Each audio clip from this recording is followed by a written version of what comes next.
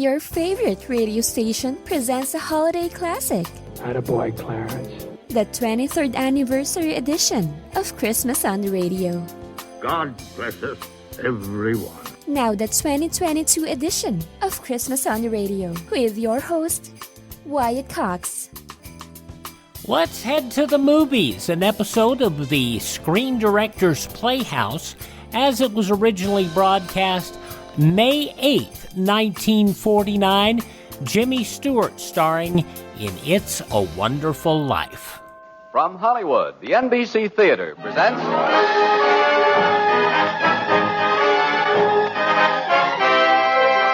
Screen Director's Assignment. Production, It's a Wonderful Life. Director, Frank Capra. Star, Jimmy Stewart.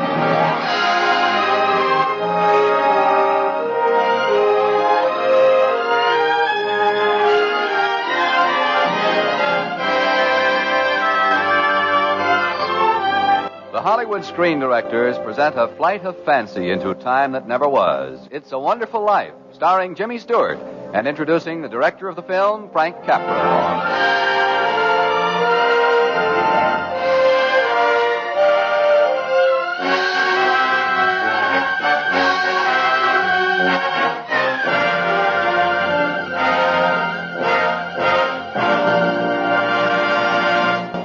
For a motion picture audience, there can be only one measure of a truly great director. His name by itself must be a badge of excellence upon the screen. Such is the name of our guest screen director tonight, for it has become a synonym for unforgettable motion picture entertainment. The NBC Theater is proud to present the distinguished director of such brilliant films as It Happened One Night, Lost Horizon, You Can't Take It With You, and tonight's story, It's a Wonderful Life. Ladies and gentlemen, Mr. Frank Capra.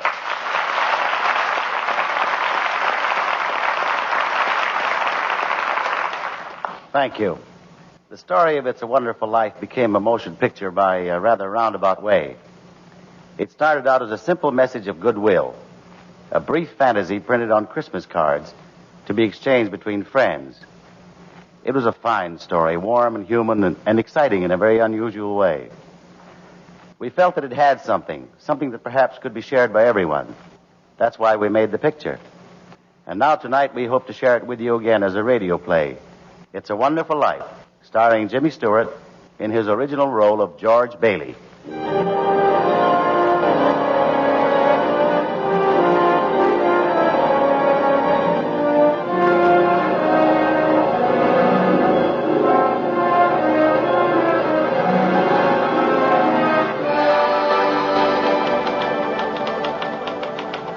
Your Supreme Excellency, I, Clarence Oddbody, Angel of the Second Class, do make application for promotion to Angel of the First Class for services as follows.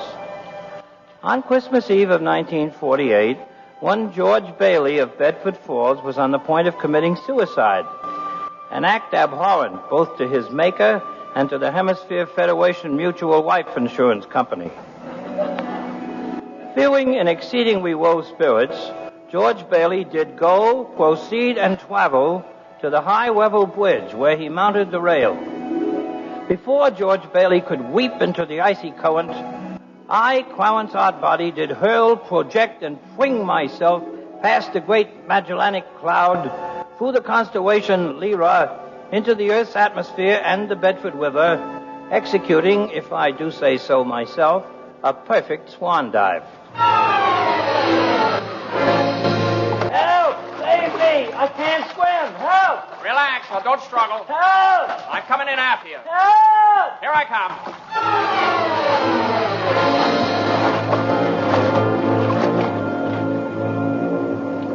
It's a good thing this old toll house on the bridge was unlocked. Yeah, well, we can both dry off in here without freezing. Yeah. How'd you happen to fall into the river? I didn't fall in. Huh? But I knew if you thought I was drowning, you'd jump in to save me. So I jumped in. You jumped in? To save you. You see, you didn't go through with it. Go through with what? Suicide. How'd you know I was going to come? Hey, who are you? I'm an angel. A what? An angel. Clarence Oddbody, AS2. Oh. AS2. What's the AS2? Angel's second class. Oh, I see. What are you, crazy? Well, I'll confess I've been rather distracted for the past few centuries due to my failure to acquire my first-class wings. But crazy? If I do a good job on you, I'll get my wings. Brother, you haven't even got your buttons. Why don't you tell me your troubles? Oh, you're balmy, that's why. Well, then humor me. Do you good to talk. Yeah. Well, that's about all I have left in life. Just talk about it. Well, talk. Oh, I was going to knock 'em dead, I was. I was going to shake the dust of this crummy little town off my feet, and I was going to see the world, build things, do things, travel, the Taj Mahal and silken Samarkand and the moon pools of the East and Everest and the deep Aegean. Yeah, pipe dreams. Why? Well, my deaf ear, for one thing. Oh, that was when Howie, your kid brother, fell through the ice back in 1919. I jumped in to save him. Hey, how'd you know that? I read it in the Gabriel Daily Trumpet. Well, anyway, I got an ear infection. It was weeks before I could go back running errands at the Gower drugstore. So what does Gower do? He hits me in my bad ear. Why? Well, he just heard about his son. He died in college from typhoid. Gower had been drinking. I wouldn't deliver some medicine for Mrs. Blaine's little girl because the bottle he took it out of was marked poison. Dear. Well, Doc Gower smacked my bad ear, and I guess I cried. But I finally made him understand his mistake. Was Doc Gower grateful? Well, he cried.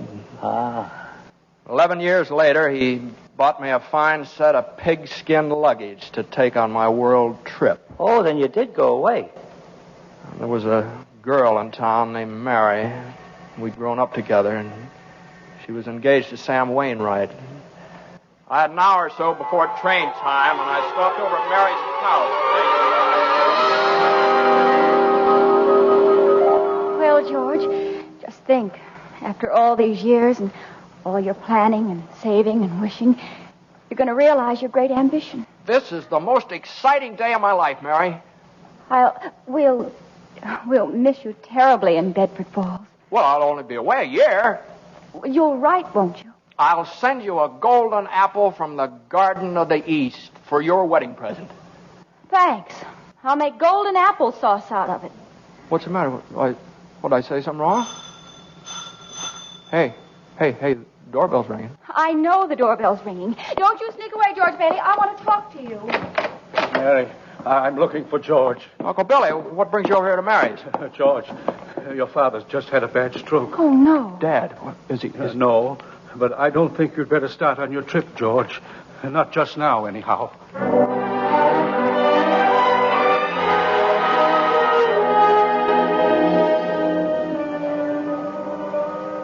Well, go on, George. Well, Dad was gone that same night. That gave old man Potter his chance. Old man Potter? Yeah, richest man in town, a banker, a big stockholder in our loan company. We'd always fought Potter on a lot of issues, and now he wanted the loan company to dissolve so he could rule the roost in Bedford Falls. Potter and I headed out a week after Father died, right in the boardroom, alone.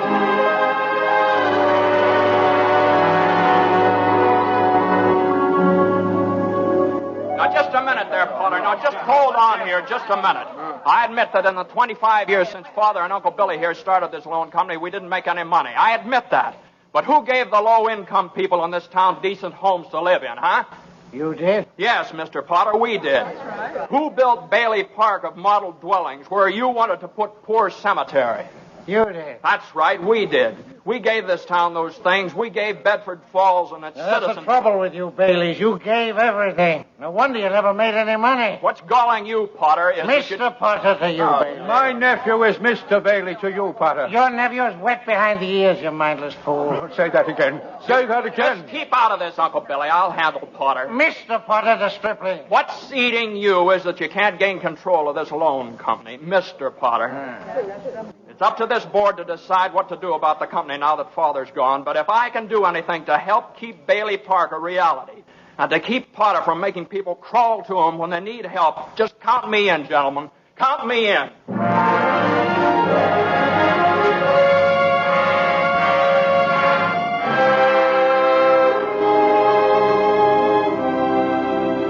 As a result of that speech, the board voted to continue the loan company if I'd remain as vice president. Goodbye, trip around the world, huh? Yeah. At least until brother Harry came home from college to take over for me. Only Harry came home with a wife. Well, that's co-education for you. Yeah. But did his wife's father have to give Harry a big job out of town? Oh, I see. Leaving you holding the bag with the loan company. Yeah. Hey, what's that music? That's a church hymn. Old 100. Seems to me Mary sang it that day long ago. Remember? In the church choir. After church, you walk Mary home. Remember, George? Remember? Come in for a minute, George. Well, just for a minute, Mary. Here, let me take your hat and coat. Mary? Who's that down there with you? It's George Bailey, Mother. What's he want? Well, I don't know. What do you want, George? Me? Well, not a thing. I just came in to get warm. He's making violent love to me, Mother. Well, tell him to stop. It's Sunday. Hey, now look here, Mary. I didn't come here to... What did you come here for? Well, I just walked you home, that's all. Lots of girls ogling you at church. Why pick on me? Well, now listen, Mary, Why don't you go home? Well, I will. Thanks. Where's my hat? You got it on. Thanks. You're entirely welcome. Goodbye. Deaf in one ear and blind in both eyes. That's you, George Bailey. Now what's the matter? You ought to see a specialist. You can't even tell when the girl you've walked to school with all your life.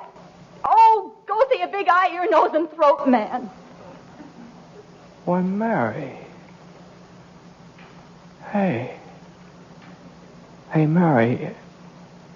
Hey, let's go and see a specialist together. Reverend McAllister, big hymn, sermon, and wedding ceremony man, huh?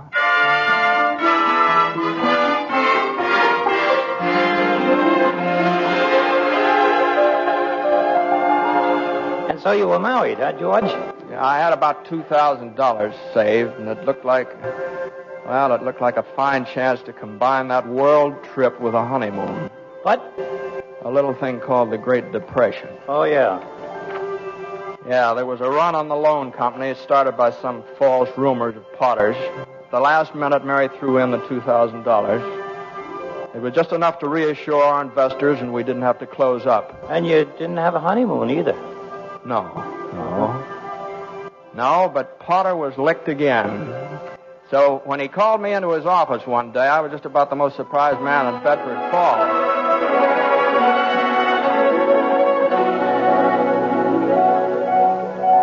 Well, I want to tell you, George, my lad, that during the Depression, you and I have been about the only ones kept our heads in this town. Thanks, Mr. Potter. Yeah, all that talent, and where does it get you? 28 and 29, married, and making $40 a week. 45. Yeah, and you're the smartest young fella in town. All right. Now, what's your point, Mr. Potter? I want to hire you. You want to hire me? Manage my affairs, run my properties. $20,000 a year. Dollars? And 2 months vacation with pay before you start work. Take yourself a little jaunt around the world first, eh?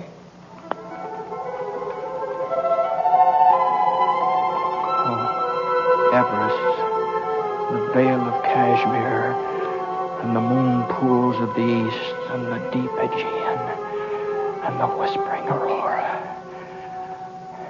Well, George? Well, but what about the loan company? Well, what about it? We'll dissolve it. Oh, no. I don't want your dirty job. What? You sit here and you think the whole world revolves around you and your money. Well, it doesn't. You're out of your mind. I won't let you buy me away from the people who depend on me. Robbie. And I've made my decision, Potter. And may it stick in your craw to regret as long as you live, George Bailey. May it stick in your fool craw.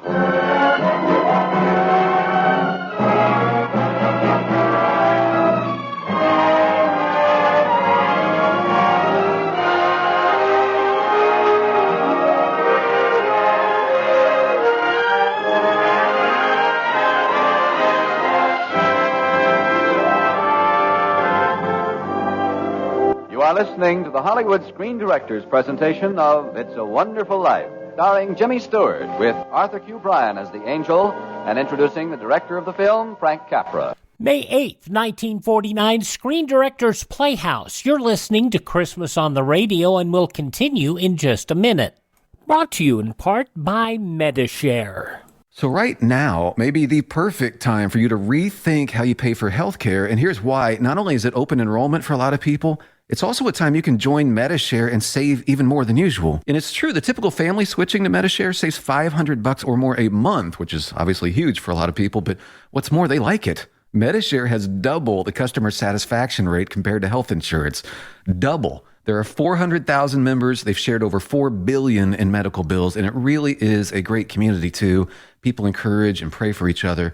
And here's the thing. If you join MediShare Complete right now, they'll waive your new member fees, and you'll save an additional 10% off all of 2023. That's right. No fee to join, 10% off every month of next year, but it's a very limited time offer. You have to sign up before December 31st. Great savings, great health care. Find out more. Call now. 833-34-BIBLE. That's 833-34-BIBLE. 833-34-BIBLE. I'm Wyatt Cox. You're listening to Christmas on the Radio. Now more of the Screen Directors Playhouse production of It's a Wonderful Life from May 8th, 1949.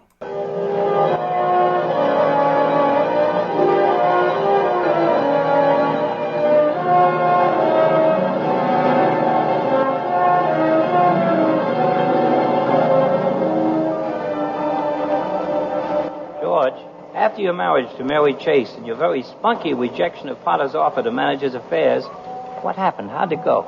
Oh, I stuck it out a few more years with the loan company. Then the war.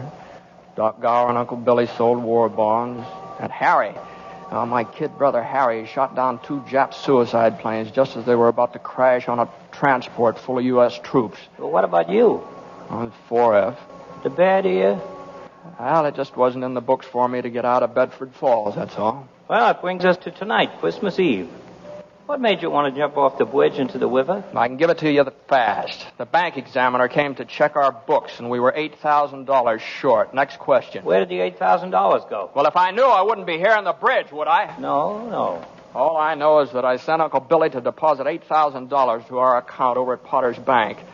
Uncle Billy talked to Potter for a while in Potter's office, and then he went over to the teller's window to deposit the money, only it was gone. Well, where? How do I know where? I was almost insane. I questioned Uncle Billy half the night trying to locate that missing $8,000, but it was no use.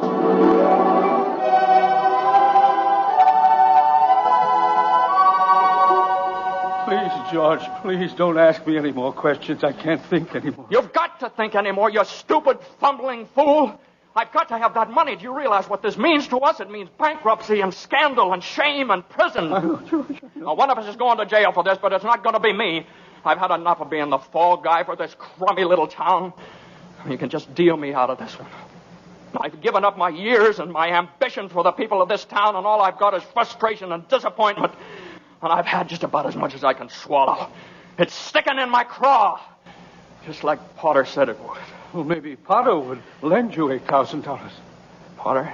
Maybe. Potter? Well, yeah, well, it's their only chance.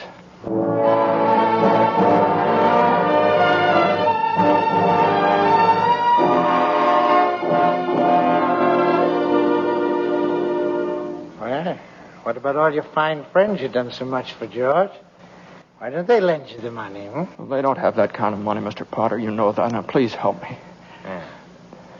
Well, what kind of security do you have? Any stocks? No, sir. Bonds? No, sir. Real estate collateral of any kind? Well, I've got a $15,000 life insurance policy. What's its loan value? $500. $500. Look at you. You were going out and lick the world once. What are you now? You're a miserable clerk crawling in here on your hands and knees and begging for help. $500. Now, you're worth more dead than alive. Oh, that's very true. So you want me to help you, huh? Well, I'll tell you what I'm going to do. I'm going to swear out a warrant for your arrest. Arrest? Misappropriation of funds. Arrest, but Mr. Potter... Merry Christmas, George.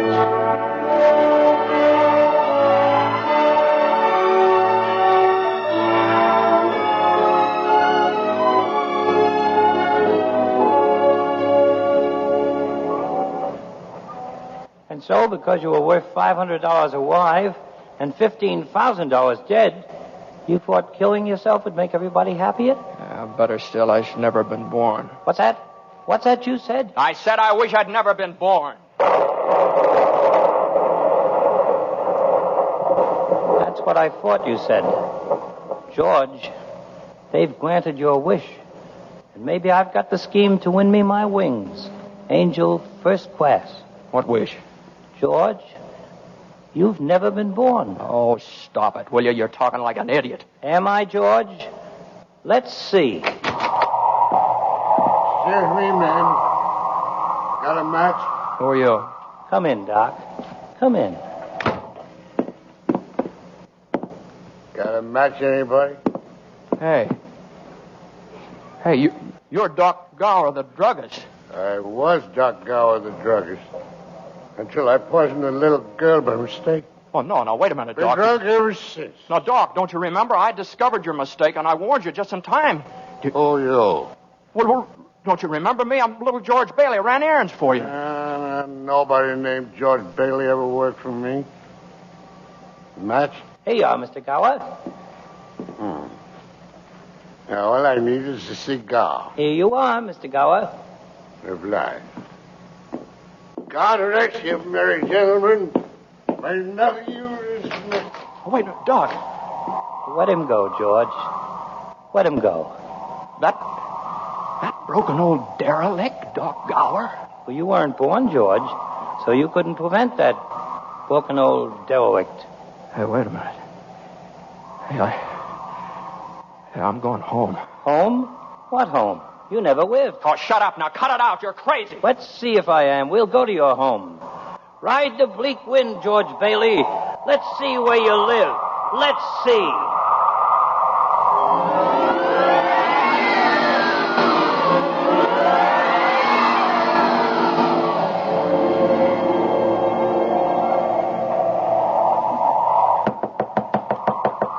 I tell you, this boarding house can't be my mother's house. Knock again. Oh, this broken down old shack, my mother's house? Knock again, George Bailey. All right, but... There's no vacancy. Mother. What are you talking about? Mother, please help me. There's something terrible's happened to me. Just keep me here until I get over it, please. I never saw you before in my life. And the conclusion of the Screen Directors Playhouse production of It's a Wonderful Life from May 8th, 1949. And we'll conclude it following these important words. I'm Wyatt Cox. You're listening to Christmas on the Radio here on your favorite radio station. And I have a webpage. If you'd like to visit it, it is classicradio.stream. We'll be back.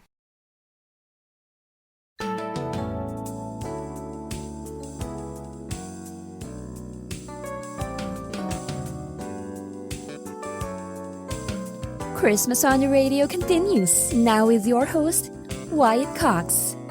Now the conclusion of the Screen Directors Playhouse, It's a Wonderful Life, May 8th, 1949. Don't take in strangers unless somebody I know sent them. Uncle Billy sent me, your brother. You knew him. Well, of course I know him. I saw him just today. That's a lie. He died in the insane asylum after old man Potter took over the loan company. Why do you lie to me? Mother, please. Good night. Mother.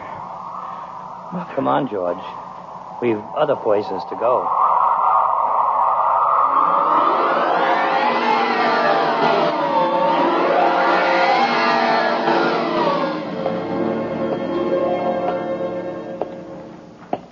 Well, why are we in the public library on Christmas Eve? Some people work late if they're lonely and have no Christmas to go home to. Like that pinched-looking woman at that desk there. Mary. Yes? Mary. The library's closed, you know. Mary, you're my wife. You must be quite out of your senses. Now, look at me. Look at me, Mary. I'm George. I'm your husband. We're married. I never married. Man I'd marry never was born, if you must know.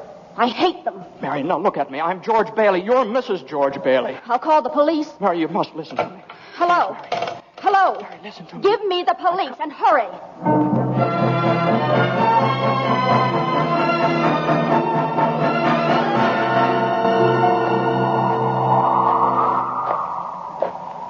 It's very dark on this road. Yes. And cold. Stop here. Where are we? Potter's Field. You mean Bailey Park? I mean the poor cemetery. You mean my low-cost home development? Look where you stand. Gravestones. Here dwell in final squalor and humility the nameless, the vagrant, the very poor, the disinherited. You put them here. I tell you, no, I built Bailey Park on this ground. Read that tilting gravestone at your feet. Read.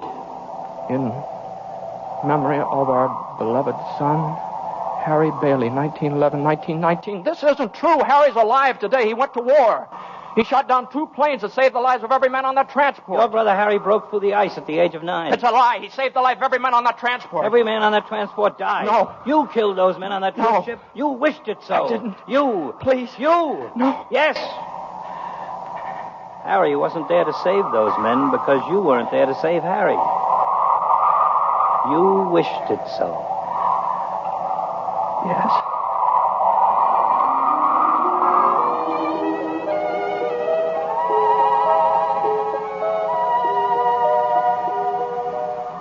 Forgive me, Clarence. You see, George, you'd have lived a pretty wonderful life if you'd only been born a strong and useful life. I know now. I know that no man is an island unto himself. I know now that our lives are woven inseparably one to another. I know that life bestowed by the Almighty is for no man to reject. Then my work is done. Wait, Clarence. Help me. Help me get back. I want to live again. I'm glad I was born. I want to live again. When you hear the musical chimes, I will have won my wings. Guardian angel, first class. Send me back, Clarence. Send me back to life again. Live, George Bailey. Send me back. Live. Thank you, God. Live. Thank you. Live. George! Live. George! What? Mary. Oh, George, darling. Mary, how'd you know I was here? Oh, I was so afraid for you. I thought of the bridge, too. I'm sorry, Mary. Oh, please come home. We've been looking for you. Looking for who? The whole town. Everyone in Bedford Falls that you ever helped. And that's everybody. I know, but there's $8,000 missing from the loan company. They know that. And they've taken up a collection to help you for all you've done for them. There's more than $8,000 under the Christmas tree. No. Cash, money orders, and checks. No. Yes. Well, hallelujah. Merry Christmas, George. Hey, Mary. Hey, listen. I didn't hear anything. When you hear the musical chimes... What chimes? Attaboy, Clarence. Attaboy.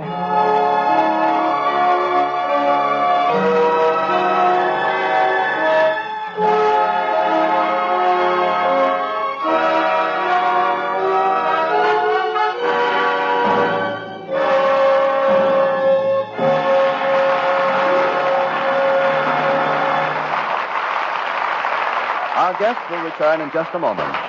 Next week, the NBC Theater brings you another outstanding motion picture story to the microphone as we present the romantic drama, Hold Back the Dawn. And our star will be Charles Boyer. And now, here again is tonight's star, Jimmy Stewart, and screen director, Frank Capra.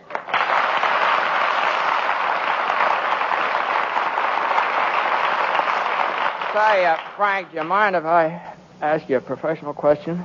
Not at all, Jimmy. How do you turn out so many wonderful pictures? What's the secret, anyway? You really want to know? Yeah, I really do. Clarence. Huh? Clarence, the angel. What do you... Well, you mean the character in the story? Oh, sure. He's been around for years. Stands behind my right shoulder and tells me what to do when I'm in trouble. He practically directs all my pictures. Clarence, huh? On a movie set. Yeah, well, it was a little difficult at first. Yeah, I can imagine. He didn't have a Screen Directors Guild card. Oh, yeah. Well, tell me, Frank, if Clarence was so smart, how come we had to shoot the last scene of It's a Wonderful Life 5 times? Oh, that. Well, you see, Jimmy, that... Hey, Capra, better quit while you're even. Say goodnight. Let's get out of here. Okay, Clarence. See how he keeps me out of trouble? Good night, everyone. Good night, folks. And good night to you, Jimmy-Stewart and Frank Capra. It's a Wonderful Life is presented to the courtesy of Paramount Pictures, whose current release is Bride of Vengeance, starring Paulette Goddard, John Lund, and MacDonald Carey. Jimmy Stewart can currently be seen in the Metro-Goldwyn-Mayer production, The Stratton Story. Frank Capra is currently producing and directing the Paramount picture Riding High, starring Bing Crosby. Included in tonight's cast were Arthur Q. Bryan, Joseph Granby, Hans Conried, Irene Tedrow, Georgia Backus, Herb Butterfield, and Barbara Eiler. It's a Wonderful Life was adapted for radio by Milton Geiger, and original music was composed and conducted by Henry Russell. Production was under the supervision of Howard Wiley, associate producer Bill Karn. Your announcer has been Frank Barton. Listen again next week when the NBC Theater presents Screen Director's Assignment. Production, Hold Back the Dawn. Director, Mitchell Lyson. Star, Charles Boyer.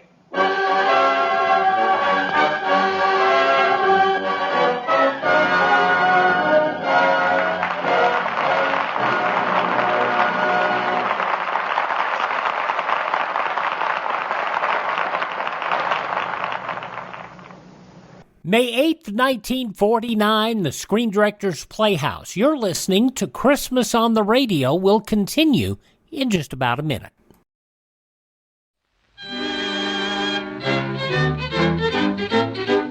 And here's the Cinnamon Bear. The oldest known children's Christmas serial in radio history, The Cinnamon Bear, featuring some of the most popular actors in radio history, including Elliot Lewis, Joseph Kearns, Verna Felton, Lou Merrill, Frank Nelson, Howard McNear, and child actress Barbara Jean Wong. 85 years later, this series of Judy and Jimmy traveling to Maybeland to recover their silver stars still fascinates youngsters of all ages. Now we're offering the entire 26-episode series of The Cinnamon Bear via download for a Buy Me a Coffee donation of $10 or more at classicradio.stream. Support Classic Radio Theater and have The Cinnamon Bear for your family to enjoy for years to come. Go to classicradio.stream and donate $10 or more, and I'll send you a link for immediate download. classicradio.stream.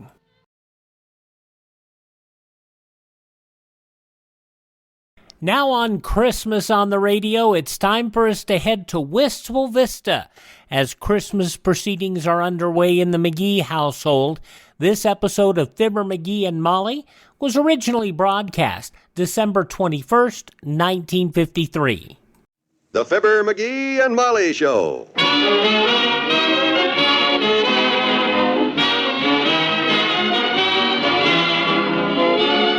NBC and Paper Mate Pens bring you Fibber, McGee, and Molly transcribed.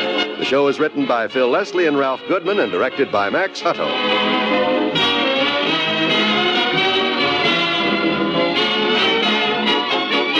We'll join Fibber and Molly in just a moment.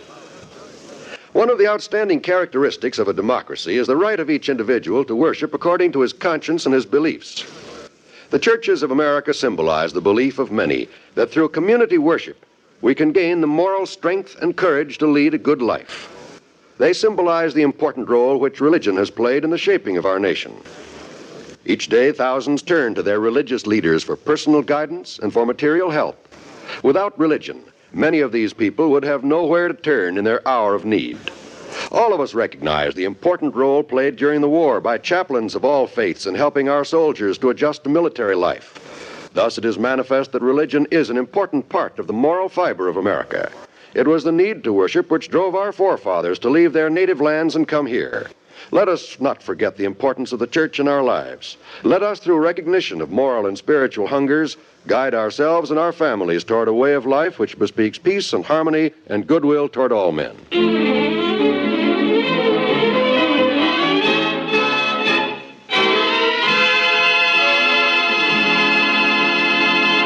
Mrs. McGee is downtown for some late Christmas shopping. Mr. McGee is at home wrapping a package to mail.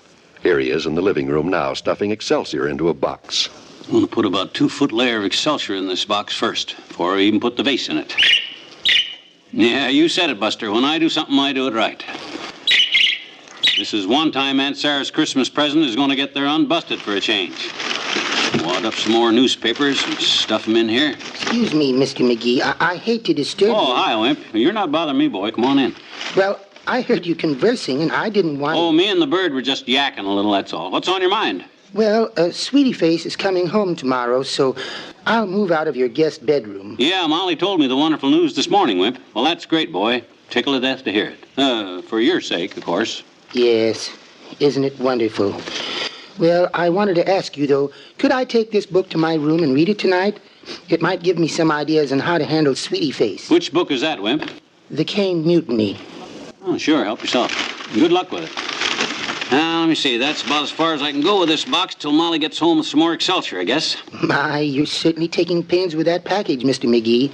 It must be a valuable gift. Cost $18. Now, I want to make sure it gets there unbusted. It's one of them Chinese vases with a picture of a mandarin on it for Aunt Sarah. You know, with pigtails and a kimono and a long black mustache. The mandarin, I mean, not Aunt Sarah. I didn't think you meant her. No, of course not. Aunt Sarah don't have a long black mustache. You can hardly see hers at all. Keeps peroxide on it. Oh. Anyhow, we finally found a vase to take the place of that one that got busted last time we were there, and the butler said dinner is served, and I got up off the sofa too fast. Boy, I'll never forget her expression when that vase hit the floor. Her expression? Yeah, it was in French. Every time I ask one of them French waiters what it means, they call for the manager. It must be dynamite because... That must be Molly now. She probably forgot her key. I'll let her in, Mr. McGee. I'm going downtown anyhow. Oh, thank you, dearie. I forgot. Oh, it's you, Mr. Wimple. Can I help you with those bundles, Mrs. McGee? Hi, kiddo. Hello, dearie. No, thanks, Mr. Wimple. I'll just dump them here. You leaving? I'm just going downtown to get Sweetie Face's Christmas present. Yes. Oh, watch out for those crowds at the Bonton. They're murder.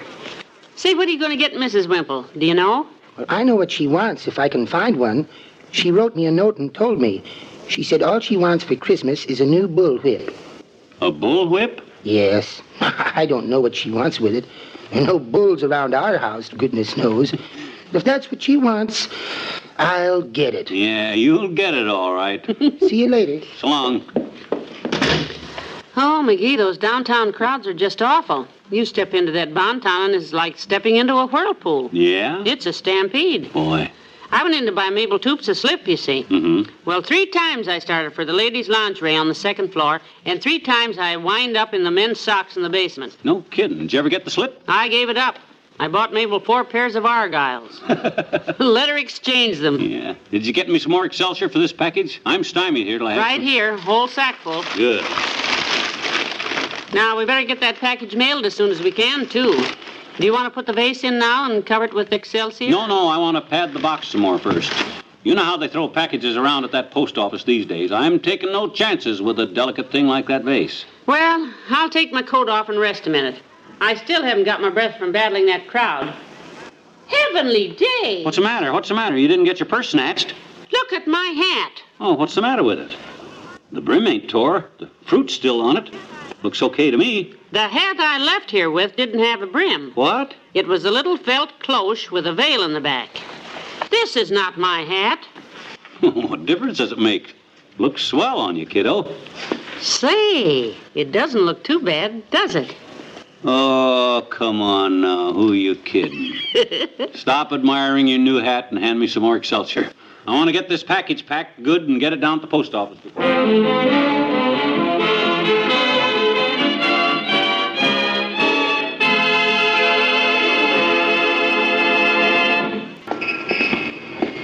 Well, I hope the post office isn't as crowded as the Bonton. Yeah, me too. Boy, this package is getting real heavy, you know what? Well, that vase was only a foot tall. How did we wind up with a package that's 3 feet square? Careful packing, kiddo, careful packing. I still don't know why you had to make such a big bundle out of it. I'm taking no chances with that vase. I stuffed all the Excelsior we had in this box. Well, here we are. I'll open the door for you. Okay. Wow. I'll be glad when this thing is stamped and on its way to Aunt Sarah. Oh, look, McGee. We hit here just the right time. Place is practically empty. Good. Right over here, sir. I'll take your package. There you are, Bud. All wrapped according to postal regulations. Properly sealed and packed as careful as a parachute. Weigh it and stamp it and read me the bad news. Looks like it's tightly packaged all right. Now, let's see. Oh, careful, sir. It has a vase in it. Oh, fragile, huh? Oh, it's a vase. Well, have fun, Bud. You can't bust it. I packed it myself. Yeah, looks like a fine, sturdy package, sir. Where does it go? To my Aunt Sarah, sir. It's right there on... McGee, didn't you put her name and address on it? Huh? Oh, my gosh, I overlooked that completely. Here, you can use this crayon if you like. Take it to the table there by the window. Well, thanks, Bud. Be right back. It's a good thing he told us about that, Molly. This thing might have not got to Aunt Sarah. Post office clerks notice little details like no address, dearie. You got the crayon? Yeah. Let me see. Which side should I put the address on? Which side is up? Well, I don't know. Oh, you can say that again. Give me the crayon. I'll do it. Okay. Mrs. Sarah Driscoll. Sure a lucky break getting here when the joint's empty. We'll be out of here in 5 minutes and on the way home before... Hey, what's going on here? Now, don't crowd the window. Don't crowd the window. What on earth? Well, heavenly days, look at the people. What? Hey, where'd they all come from? My gosh, if this ain't the... Come on, let's get in line quicker. Huh? We'll be here all day. There's 10 people in line now. Oh, no, not me, kiddo. I'm not going to the end of that line. I was here first. Not me. No, sir, not me. I take it you're not going to the end of the line. Is that what you're trying to say? Darn right. I'll just explain it to these people, that's all. You will, huh? Darn right. Give me that package. Dearie, if I were you... Excuse me, Bud. Pardon me, sir. I want to talk to the people in this line a minute. Hey, what do you mean? Who's that guy? Ladies and gentlemen, I came in here with my wife 5 minutes ago, and there was no one here. We were first. The clerk asked us to put the name and address on the package on account of I forgot to do it before I got here. Now I got the package ready to mail. Now, if you'll all kindly step back one pace, I'd like to get back there where I was before, and that's first in line.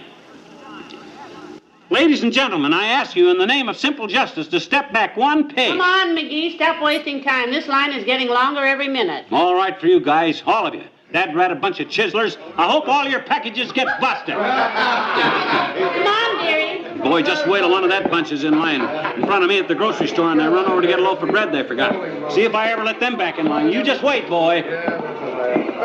This is a shame. The line is almost to the door, McGee. Where does everyone come from? Ah, they come out of the woodwork.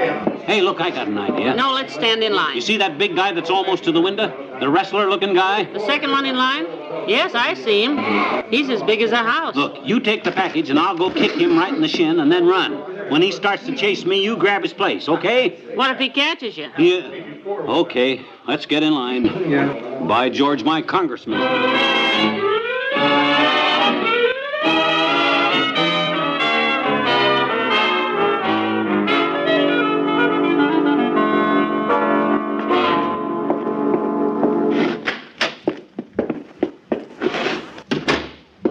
Am I glad to get home. What time is it? 3:30. We must have been in that line for 3 hours. Feels like 6. I'm beat. Well, at least we got the package mailed to Aunt Sarah. Yeah. And that was the last one. Good. Thank goodness we don't have to go near that post office again during this rush. You don't have to worry about that vase getting there okay either, Molly. I had that package stuffed with excelsior. You sure did. I guarantee you, kiddo, no matter how them post office guys boot that box around, they're not going to break that vase. You're absolutely right, You sweetheart. betcha. They'll never break it. Because I packed that vase perfect, right? No, because you left it on the coffee table. Huh? There it sits. You were so busy stuffing excelsior in the box, you forgot to put the vase in. Oh, I'll have to put that in there.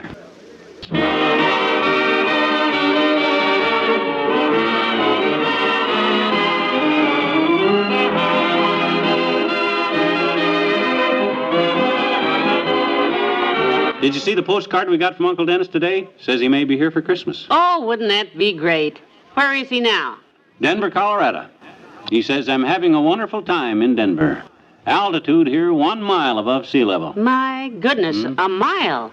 That's high, isn't it? Yeah, he probably is. McGee. Good night. Good night, all.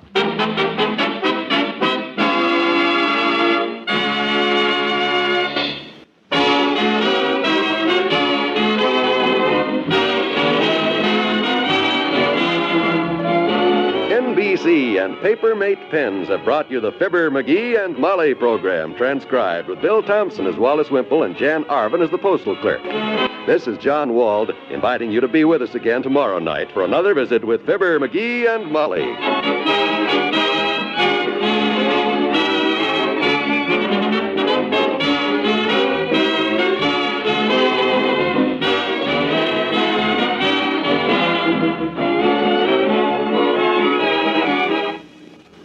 December 21st, 1953, Fibber, McGee, and Molly here on Christmas on the Radio.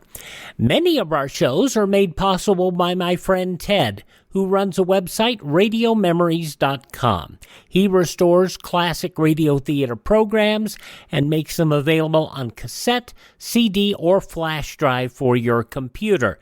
If you're looking to build a classic radio collection of your own, check out Ted at radiomemories.com. That's radiomemories.com. You can also check out my webpage, classicradio.stream. There you can stream our shows on demand. You can learn about building a classic radio collection of your own.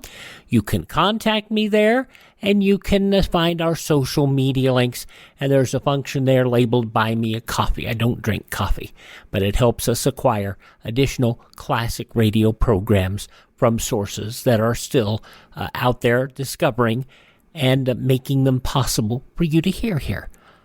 Thank you so much for tuning in to Christmas on the Radio on your favorite station. We thank this station. We thank their advertisers.